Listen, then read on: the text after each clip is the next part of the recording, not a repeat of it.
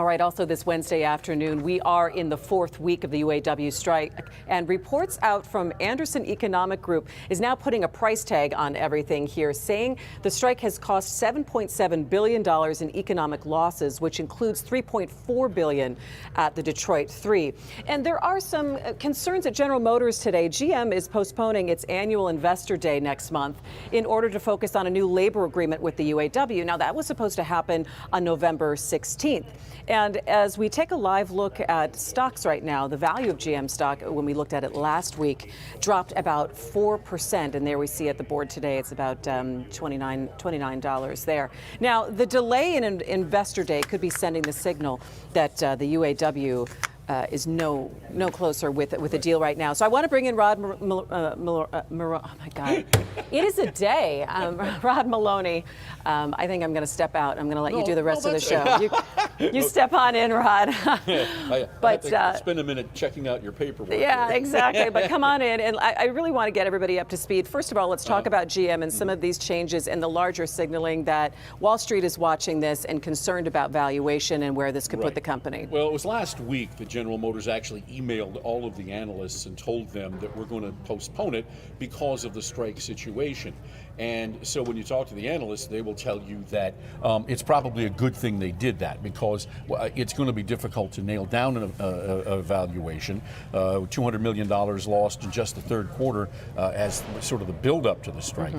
And so at day 34, everybody wants to see this thing settled, and I don't think that the analyst community wants to hear necessarily from General Motors about their prospects until they can get this problem solved, because this is going to be billions of dollars in cost to the company.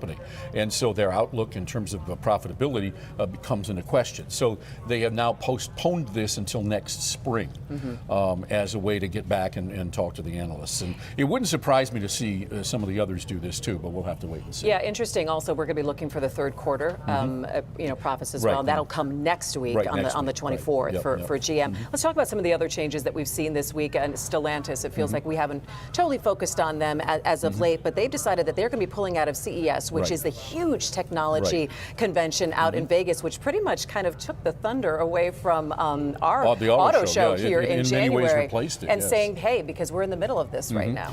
Well, and it's a cost-saving move. I mean, millions of dollars matter. And, when they would spend money on the auto shows or other trade shows like that, you end up in a situation where you have to start tightening the belt.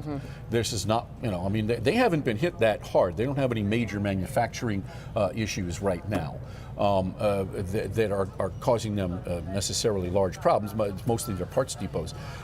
But it is a situation where they can't go on. And the CEO of the company is a guy who's known for cost cutting, known for being able to cut things to the bone. And so doing things like this certainly shows that he is mindful of the fact that this is getting expensive. Yeah, and let's talk a little bit about Ford. So the last time that we talked to you, that was on Monday. That was right after Bill Ford Jr. came out and essentially said, look, we've got to settle this, and had some pretty sharp words for the UAW. Now it's Wednesday, and I feel like we're all, the watch and wait continues on what the reaction is going to be. We don't know whether there's going to be an escalation. There's been nothing said so far about whether Shawn Fain's going to come out again on Friday or Thursday or whatever and have an update. We do know that the talks are ongoing, but this has become a problem in that they only get, each company only gets a day or two with Shawn Fain and his staff to go ahead and try and make headway. And so they'll go a day or two with them, and then they'll have to wait until the other two companies get their chance and then come back. And so this thing is kind of slowed down, and almost deliberately so, as the way they've set up these talks. And so they're trying to figure out what they can do, get the best offers on the table. It's I think fascinating to watch as Bill Ford ends up becoming a target. It gets personal with him. He fires back, and then Shawn Fain hits him just as hard back in the comments, essentially saying that he's not so much concerned about the car companies because he thinks he can take this contract to the transplants and then move down south and be able to get them and get the UAW's future a whole lot brighter. But at this point, they've got to get a deal. We're coming up on day, 34. Yep. The last one in 2019 went 40.